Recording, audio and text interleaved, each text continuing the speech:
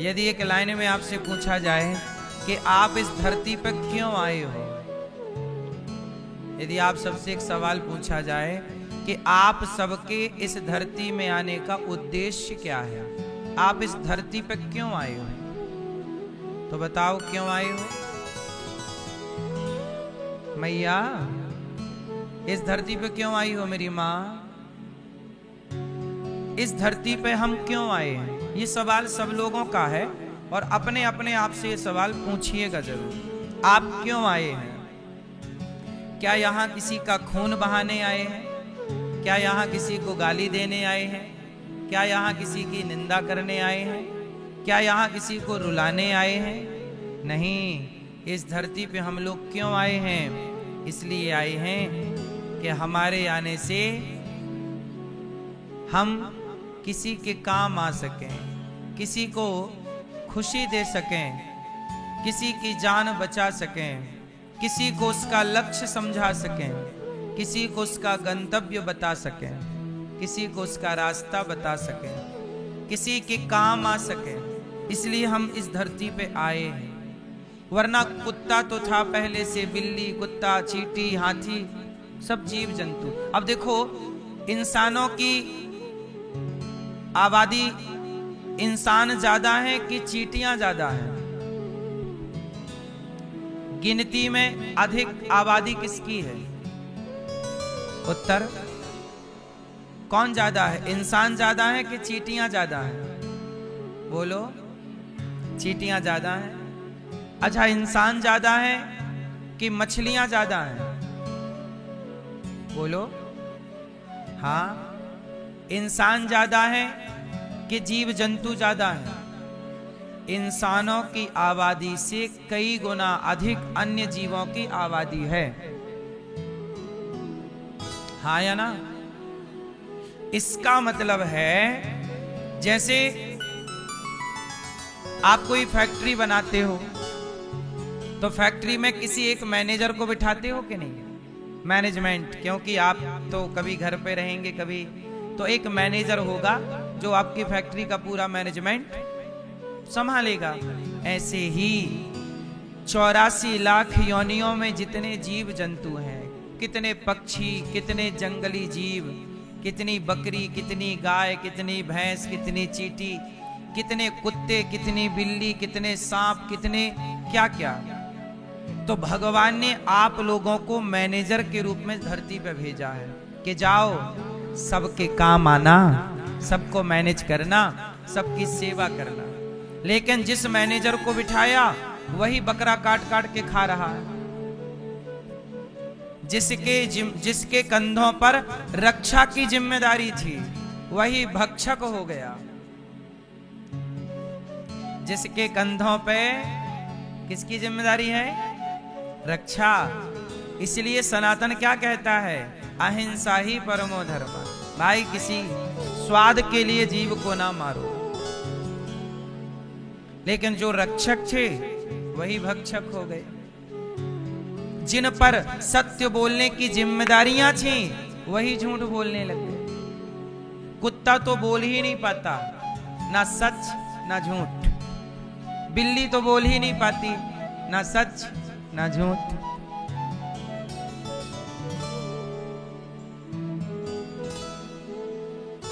क्या करें? गौरी गोपाल आश्रम में ना, यहाँ बहुत सारी बिल्लियां रहती हैं। हमारी माताओं के कमरे में, हमारे माताओं के पलंग में बिल्लियां कंबल में घुस के सो जाती हैं। कोई नहीं भगाता उनको। दूध समय पर जितना हो सकता है उन्हें, बंदर हैं, उन्हें रोटी, केला, चने, 12 महीने यहाँ बंदरों की सेवा।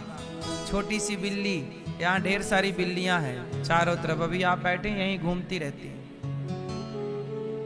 यहीं रहती हैं, बिस्तर स्तर देख के बढ़िया सो जाती हैं।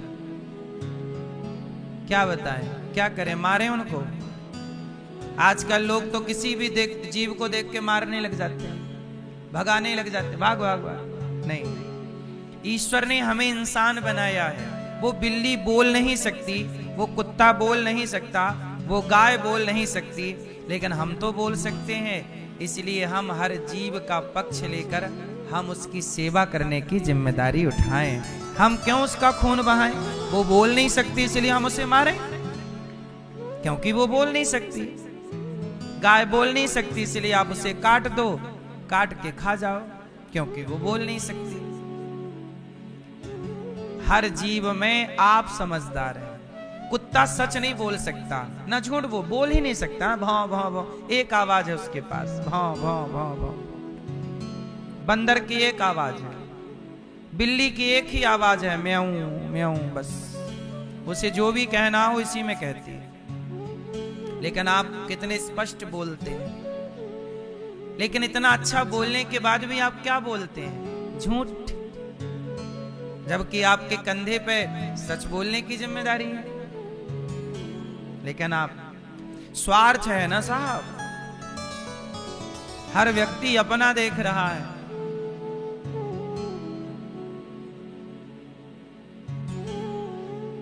आजकल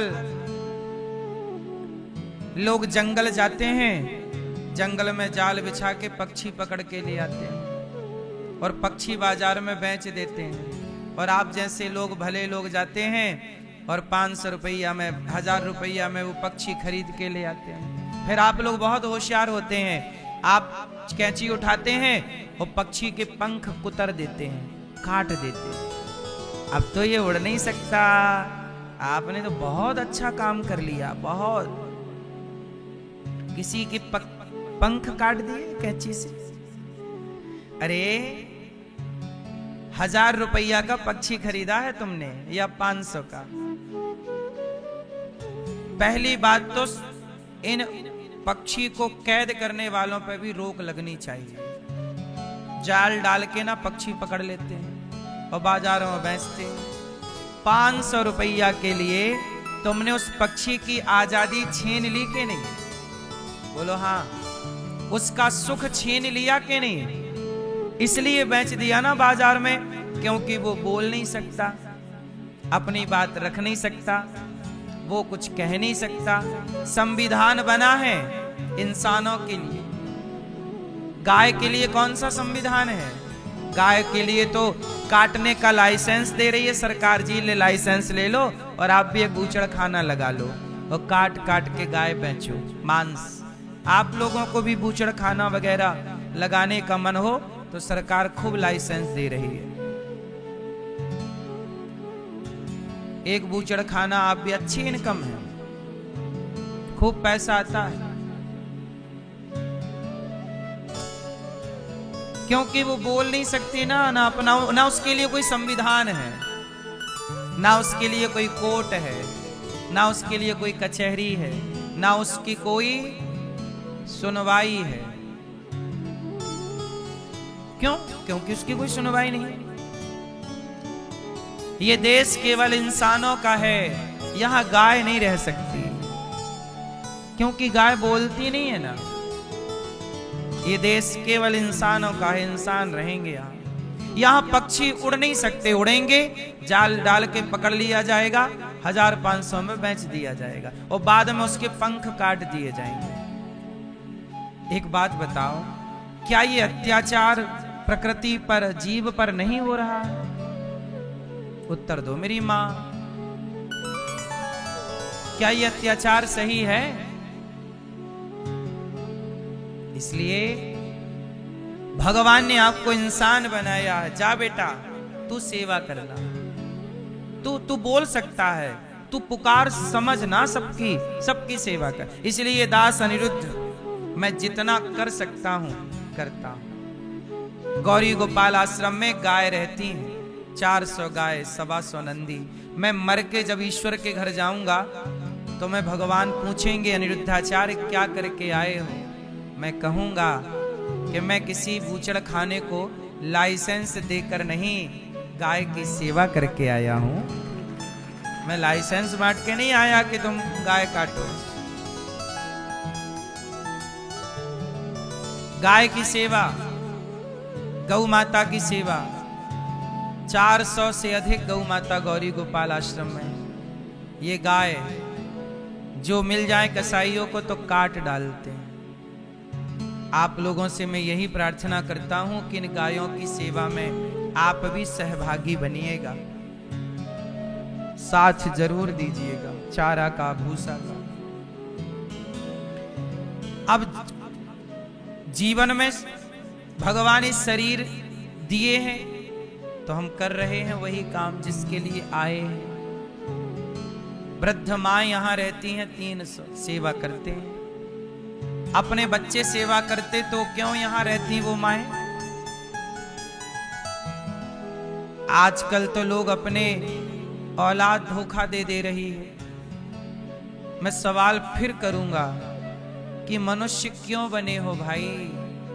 सताने के लिए, रुलाने के लिए, जिम्मेदारियों से भागने के लिए नहीं। आप सबके घर में गाय होनी चाहिए, आप सबके घर से कुत्ते को रोटी निकलनी चाहिए, आप सबके घर से चींटियों का दाना निकलना चाहिए। हम सनातनी तो नाग पंचमी मनाते हैं और सांप को भी दूध पिलाते हैं, ये सनातन है। सांप के बारे में भी यदि कोई सोच रहा है तो सनातन ही सोच रहा है, उसके लिए त्योहार बनाया है। हम सनातनियों का त्योहार है नाग पंचमी। कोई भी धरती में सांप को दूध पिलाता हो तो बताओ। केवल सनातन धर्म इजाजत देता है कि सांप को भी भैया दूध पिलाना है, भले वो जहर उगल रहा है, भले वो डस रहा है, सांप को दूध। मतलब सनातनी जो हिंदू है ना, वो हिंदू विशेष प्रकार का उसका खून है, जिसके अंदर दया कूट कूट के ईश्वर ने भरी है। सच बताएं, इस धरती पे इंसान कहलाने के योग्य यदि कोई है तो वही जिसके अंदर दया है सबके प्रति, वही इंसान है। वरना वो काय का इंसान जो खून बहा रहा है? क्यों जी, आप क्या कहते हैं? इसलिए आपके अंदर भी करुणा हो, जीवों के प्रति स्नेह हो, सबसे प्यार करो। हम कुत्ता को भी क्यों परेशान करें? कुत्ता भी हमारे सनातन में रोटी कुत्ते के लिए भी निकाली जाती, कुत्ता भी खाए, हम क्यों? हमारा बैर किसी से नहीं, हमारा बैर किसी से नहीं। सांप से भी हमारा बैर नहीं है, मछली से भी हमारा बैर। तालाब में लोग आटा लेके जाते हैं, मछली को दाना डालते हैं। क्या सनातन की खूबसूरती है।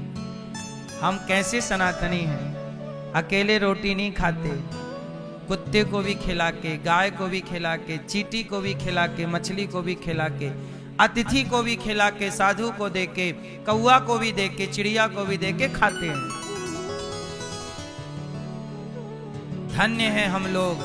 विधाता का धन्यवाद करो कि ईश्वर ने हमें सनातन धर्म में भेजा है, सनातनी बना के। श्रेष्ठ है, श्रेष्ठ विचारधारा सनातन की।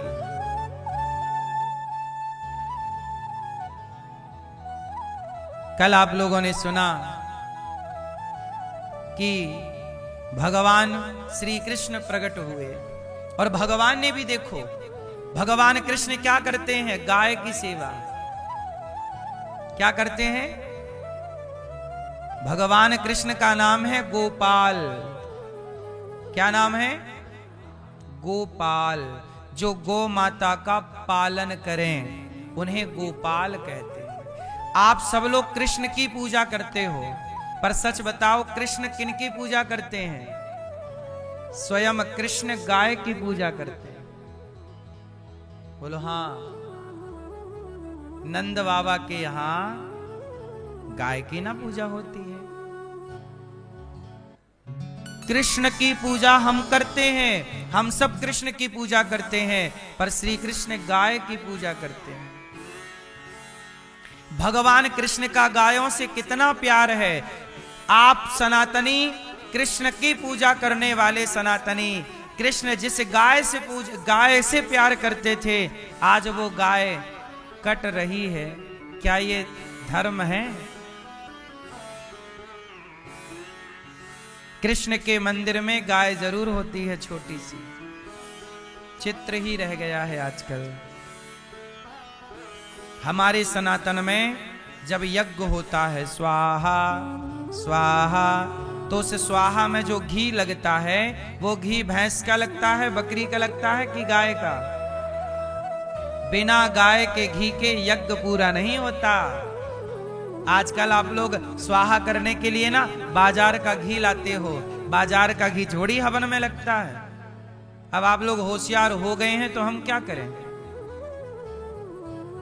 बाजार के घी से कभी हवन नहीं होता, लेकिन आप कर रहे हैं, कौन रोके? आप स्वतंत्र हैं। लेकिन बाजार का घी नहीं साहब, यज्ञ में हमेशा गाय का ही घी प्रयोग होगा। यदि गाय का घी नहीं लग रहा है तो वो यज्ञ नहीं है। और गाय भी देसी गाय। आज हमारे देश में गाय को भी लोगों ने बदनाम कर दिया।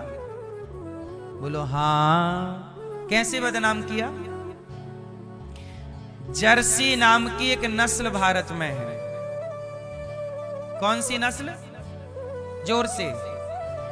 जर्सी। अब आप लोग जानते नहीं हैं तो जर्सी को भी लोग गाय कहने लग गए। बोले ये गाय है, गाय नहीं है वो, उसे जर्सी कहो। वो गाय की श्रेणी नहीं है। जैसे कुत्ता को कुत्ता कहा गया, बिल्ली को बिल्ली कहा गया, बिल्ली को शेरनी तो नहीं कहा जाएगा। यदि बिल्ली को शेरनी कह दिया गया तो फिर शेरनी का सम्मान हुआ कि अपमान? बोलो। ऐसे ही जैसे बिल्ली को बिल्ली कहा जाएगा, शेरनी नहीं कहा। यदि शेरनी कहा गया तो शेरनी का अपमान है। ऐसे ही जर्सी को जर्सी कहा जाए, उसे गाय ना कहा जाए, ये गाय का अपमान है। तो गाय किसे कहते हैं? आप बताओ, गाय किसे कहते हैं? देसी। अब ये देसी की पहचान आपको आनी चाहिए। अब आपसे मैं कहूं कि देसी गाय, तो देसी गाय की पहचान क्या है? जिसके सिर के पीछे उठा हुआ हिस्सा हो, गले के नीचे झूलती हुई झालर हो, वो गाय देसी मानी जाती है। सिर के पीछे क्या होगा? बढ़ा हुआ हिस्सा, बढ़ा हुआ एक अंग, कुबड़ बोलते हैं। बढ़ा हुआ एक हिस्सा, वो गाय की पहचान है। यदि आप गाय नहीं जानते तो सामने गौरी गोपाल गौशाला है, जाके देख लो।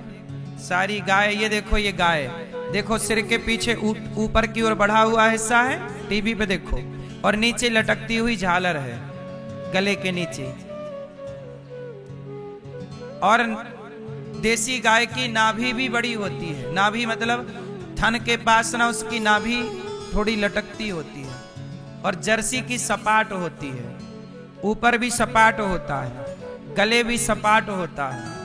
तो जर्सी का दूध दूध नहीं माना जाता। वो ठीक है, उसे आप सफेद लिक्विड फॉर्म कह सकते हैं कि दूध जैसा एक पदार्थ है।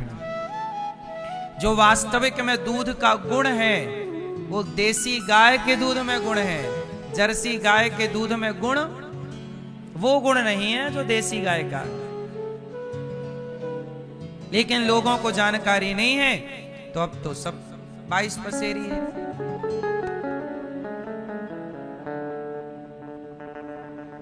सनातन की हानि कैसे हुई? क्योंकि आपने ज्ञान छोड़ दिया, गाय रखनी छोड़ दी। अरे बकरी का दूध फिर भी अच्छा होता है, पर जर्सी का दूध बिल्कुल भी अच्छा नहीं होता। लेकिन बाजार में जर्सी का दूध मिलता है। अच्छा, भैंस का दूध भी ठीक होता है, भैंस का दूध बढ़िया है। भैंस भी भारतीय ही है, भैंस भी रखने की परंपरा है। पहले राजा महाराजाओं के यहाँ गाय, भैंस, बकरी सब कुछ होती थी। ये भारतीय चीजें हैं। बकरी भी भारतीय है, गाय भी भारतीय है, और भैंस भी। इसलिए हमारे यहां यमराज का वाहन क्या है? भैंसा है ना। तो हमारे ये भैंस मतलब हमारे यहां देवताओं का वाहन है, मतलब ये भारतीय चीजें हैं। भैंस का दूध भी ठीक है, पर भैंस के दूध से, भैंस के घी से कभी यज्ञ नहीं होगा, ये याद रखिएगा। बकरी का दूध भी अच्छा है स्वास्थ्य के लिए, पर उसके घी से कभी यज्ञ नहीं होगा, ये याद रखिएगा। यज्ञ जब भी होगा तो केवल गौ माता के दुग्ध से, घी से। यज्ञ में जो खीर बनेगी और खीर की आहुति डलेगी, वो खीर दूध से बनेगी और वह दूध देसी गाय का होगा, तब वो यज्ञ यज्ञ है। वरना बाजार में 200 रुपया किलो मिलता है पूजा वाला घी, उसका नाम ही है पूजा वाला घी। वो घी नहीं होता, वो सुअर के चमड़ा होता है। सुअर के चमड़े को पिघला करके घी बना दिया जाता है। अभी नकली घी तिरुपति बालाजी में पकड़ा गया था कि नहीं? नकली घी के लड्डू। वो नकली घी क्या था? जानवरों की चर्बी, सुअर की चर्बी। क्या चिच चिच चिच क्या कर रही हो मेरी माँ? वही है सुअर की, सुअर की, सुअर की चर्बी का भी घी बनता है। एक सुअर को आप कढ़ाई पे डाल दीजिएगा, उसका पूरा चमड़ा निकाल करके, हड्डियां लग करके उसका अपने आप वो पिघल जाएगा। जैसे चमड़ी हमारी भी तो जब जलती है चिता पे तो नहीं पानी की तरह, ये पुरुष लोग जानते हैं। आदमी जब जलता है तो उसकी चमड़ी पिघलती है मोम की तरह, ये आपकी और हमारी सबकी। ये भी घी है एक प्रकार का। आदमी का भी बनाओ तो बन जाएगा, किसी की भी चमड़ी का घी बन सकता है। लेकिन वो घी जैसा दिखता है, घी तो केवल गाय का होता है, लेकिन दिखने के बाद उसमें मिला देते हैं रंग वंग, खुशबू खुशबू, हो गया घी। वही पूजा वाला घी है। सुअर की चमड़ी का तुम हवन करते रहते हो स्वाहा, और कहते हो भगवान सुन नहीं रहे हैं, हमने तो बड़ा यज्ञ कर लिया। बाजार के घी से यज्ञ करने वालों ध्यान से सुनिएगा, ये यज्ञ नहीं, ये पाप है। तुमने अपने घर में सुअर की चमड़ी जला दी और बने बड़े सनातनी हो, हाँ या ना? भले एक चम्मच घी हो, पर इसलिए अब आप लोगों की समस्या तो ये है कि आप लोग तो फ्लैट में रहने लग गए, अब आप लोग गाय रखोगे कहां? तो बस अब तुम्हारे हाथ से तुम्हारी संस्कृति संस्कार चले जाएंगे, तुम चाह के भी नहीं बचा सकते, क्योंकि तुम मजबूर हो। सरकार भी इतनी सख्त रहती है कि शहर के अंदर गाय नहीं रखने देती, नगर पालिका उठा के ले जाती है।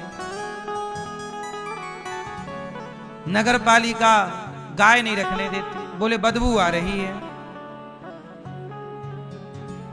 गोबर से बदबू आ रही है। परंपराएं समाप्त हो गई मेरी मां, किससे कहें कौन सुने। हे कन्हैया आप ही सुनो।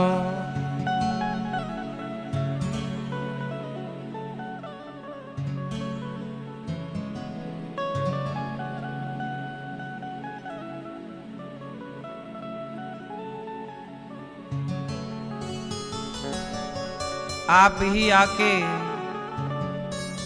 सुनिए पुकार,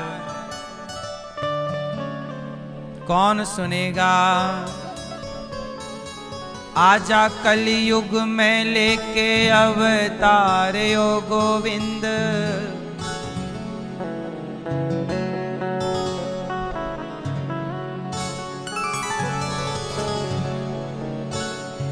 आजा कलयुग में लेके अवतार ओ गोविंद, अपने भक्तों की सुन ले पुकार ओ गोविंद।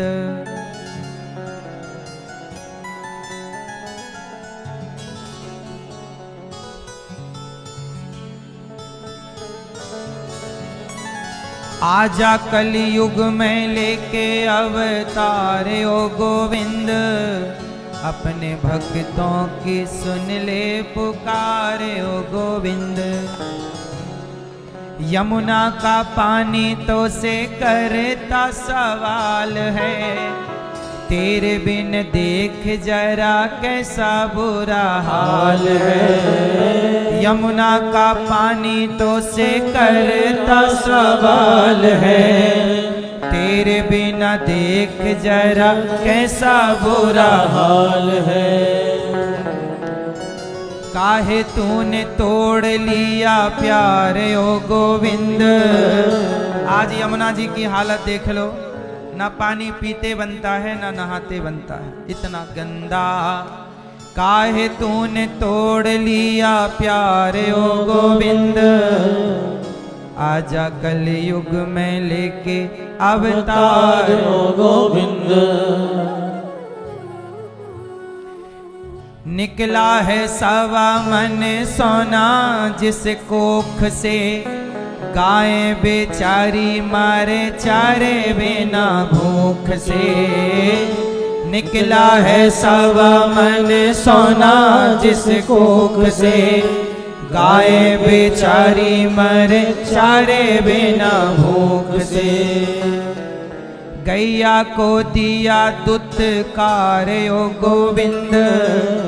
कलयुग में गैया को, अब तो गैया द्वार पे आ जाए तो लोग लाठी से मार देते हैं। गैया को दिया दुत्कार ओ गोविंद, आजा कलयुग में लेके अवतार ओ गोविंद। अब कहें, अब ये अत्याचार किससे कहें? कौन सुने तुम्हारे सिवा? अब कौन सरकारें सुनने को तैयार, कौन व्यक्ति सुनने को तैयार? अब तो अपनी केवल गोविंद से कहें। निकला है सवा मन सोना जिस कोख से, मतलब गाय के कोख से जो बछड़ा बछिया निकलती है, उस बछिया से गाय का वंश, और उसी से हम सबके दूध पिलाकर, जब इस देश में गेहूं नहीं होता था, जब हमारा खेत सिंचित नहीं था, आप याद करिए जब हमारे देश के प्रधानमंत्री वर्तमान में उस समय शास्त्री जी हुआ करते थे, क्या नाम था उनका? पंडित श्री लाल बहादुर शास्त्री है? हमारे देश के प्रधानमंत्री जब श्री लाल बहादुर शास्त्री जी हुआ करते थे, उस जमाने में लाल बहादुर शास्त्री जी ने कहा था कि एक दिन का व्रत किया करो भारतवासियों, क्योंकि उस समय हमारे देश में खाने को भोजन नहीं था, क्योंकि सिंचित नहीं था। अमेरिका से गेहूं लाना पड़ता था, तो वो अमेरिका वो वाला गेहूं दिया करता था जो जानवर खाते, सिंचित नहीं था। तुम्हारे पूर्वज पेट भर भोजन नहीं करते थे, रोटी नहीं होती थी। उस जमाने में लोग गाय का दूध पी पी के पेट भरते थे, मक्खन खा के पेट भरते थे। जब आपके पूर्वजों ने भूखे रहने के लिए जब मजबूर थे, तब गाय ने आपके पूर्वजों की रक्षा की है, अपने दूध से, अपने घी से, अपने दही से। ये बात सही है कि गलत है? पहले सबके घर में 10-10 गाय थी। आप जितने लोग यहाँ बैठे हैं, आपका अपना इतिहास उठा लेना, 4 पीढ़ी पुराना, आपके घर पे भी गैया रही होगी। किस किस के घर पे गैया थी 2 पीढ़ी पहले तक? ठीक है नहीं? आपके दादा परदादा के पास गैया जरूर रही होगी। क्यों? क्योंकि पहले गाय से ही सबका पेट भरता था, उसके दूध से, उसके बिना भोजन नहीं होता था। पहले गांव के लोग कहते थे जिस थाली में गोरस ना हो, मतलब मक्खन ना हो, घी ना हो, दूध ना हो, दही ना हो, वो थाली कोई थाली है? मतलब भोजन में यदि गोरस ना हो, मतलब गाय के दूध से बना कोई पदार्थ ना हो, तो वो कोई थाली है? पहले लोग बढ़िया गाढ़ा दूध, उसमें रोटी मींज करके और दूध रोटी खाते थे, हाँ या ना? साग सब्जियों की जरूरत नहीं थी साहब। टमाटर आज मुंह फुलाए रहता है, मैं 70 रुपए किलो हूं। मैं 100 रुपए किलो। उस जमाने में टमाटर वमाटर कोई नहीं पूछता था। दूध रोटी क्या खाएंगे, साग सब्जियों की कोई रिक्वायर नहीं थी। बोलो हाँ, मिल जाए तो राम राम, नहीं मिले तो कोई बात नहीं। दूध जिंदाबाद। सबके घर में दूध चावल होता था। चावल बना लो और दूध चावल खा लो। बोलो हाँ। चावल को दूध के संग खा लिया, रोटी को दूध। मैं खुद रोटी थोड़ा दूध डाला, थोड़ा 4 रोटी डाली और शक्कर डाल ली और खाओ मस्त। हम लोग बचपन में यही खाए, काय का टमाटर, काय का आलू, काय का भाटा। आजकल चोचले हैं हरी भरी सब्जियों के।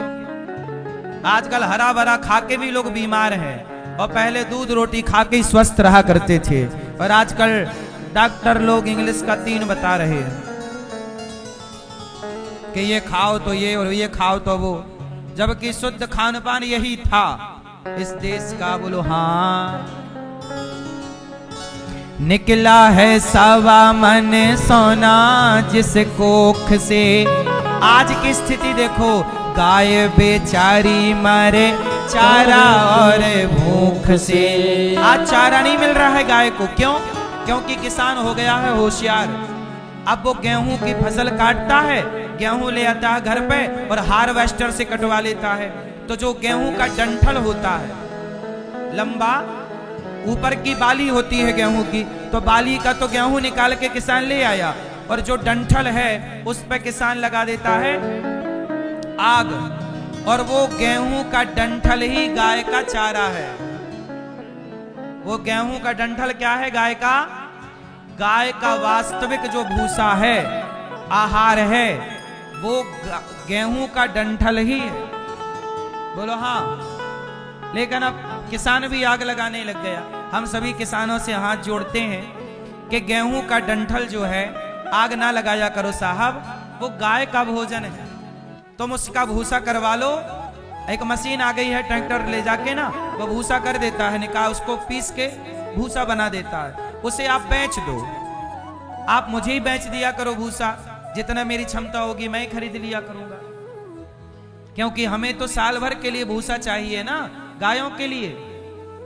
अब आप लोग सारा जला दोगे तो भूसा ना फिर बहुत महंगा मिलता है, और जब महंगा मिलता है इसके चक्कर से फिर लोग गाय की सेवा नहीं करते कि यार भूसा उसा कहाँ खरीदेंगे, महंगा है सब। सस्ता रहेगा तो सब लोग गाय रखने की ताकत। अब देखो हमारे पास 400 गैया हैं, 125 नंदी हैं। अब और गैया सड़क अड़क से मिल जाती हैं, बूचड़ खाने में कटने जाती हैं, वो पकड़ लाओ तो। लेकिन ये समस्या है कि गाय तो कर लो, हजारों गाय कर लो, लेकिन फिर भूसा कहाँ लाएंगे? और अपने द्वार पे गाय है तो वो उसे भूखा भी नहीं रख सकते। लेकिन क्या करें, भूसा भी तो मिलना चाहिए। किसानों से प्रार्थना है, जलाया ना करो डंठल, वो गाय का आहार है। किसी गौशाला में दान कर दो भूसा, या बेच दो, बिक भी जाता है। 20 रुपया किलो भूसा मिलता है बाजार में।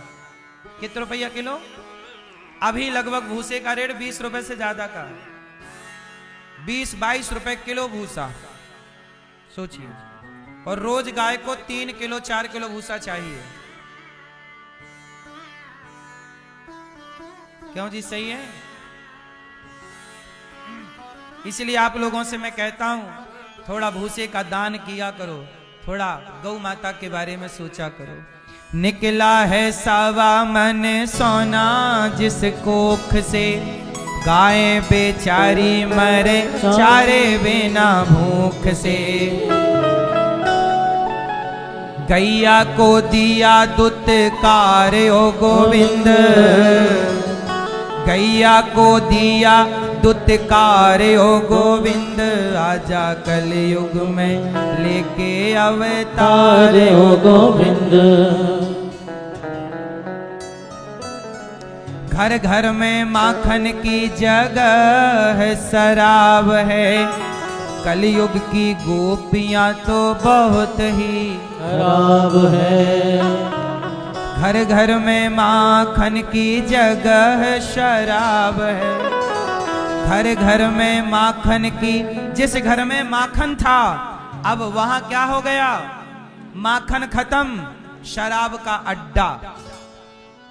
घर घर में माखन की जगह शराब है, कलयुग की गोपियां तो बहुत ही खराब हैं। अपने भक्तों की सुन ले पुकार ओ गोविंद, अपने भक्तों की सुन ले पुकार ओ गोविंद। आजा कलयुग में लेके अवतार ओ गोविंद।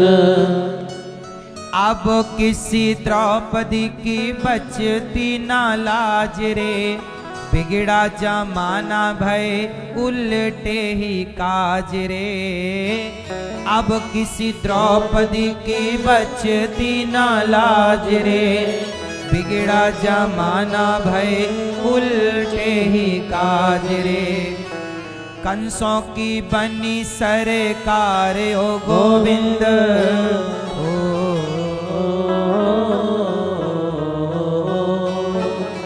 कंसों की बनी सरकार ओ गोविंद। आजा कलयुग में लेके अवतार ओ गोविंद। क्यों भैया, क्या कहें,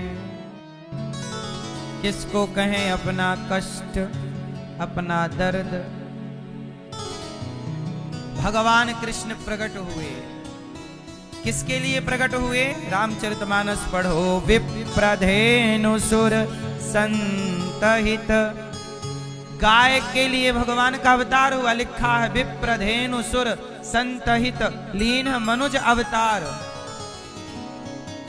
गाय के लिए जिनका अवतार हुआ, आज वो गाय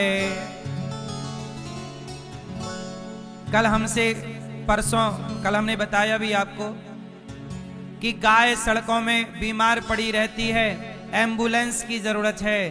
तो ये दास अनिरुद्ध गायों के लिए एक एम्बुलेंस, 2 एम्बुलेंस बनाने का प्रयास कर रहा है, ताकि आसपास कहीं भी गौ माता सड़कों पे बीमार पड़े, बीमार मिले, ट्रक वाले धक्के मार के चले जाएं और कहीं उसके चोट वोट लग गई तो कम से कम उसके प्राणों की रक्षा कर सकें, एम्बुलेंस से लाके उसकी दवाई कर सकें। इसके लिए हमें एम्बुलेंस चाहिए गाय के लिए। गाय की एम्बुलेंस बड़ी बनती है, क्योंकि गाय का वजन ज्यादा होता है, तो बड़ी वजनदार दमदार एम्बुलेंस बनानी पड़ती है। तो एम्बुलेंस बनानी है गाय के लिए, तो उसके लिए आप भक्तों ने, कल हमारे यजमान जी ने उसके लिए सहयोग भी किया 1 लाख रुपए का। तो आप सब भी इन सेवाओं से अपने आप को जोड़िएगा जरूर। आप भी गौ माता की सेवा करिए, नहीं करते तो जो कर रहे हैं उनका साथ दीजिए।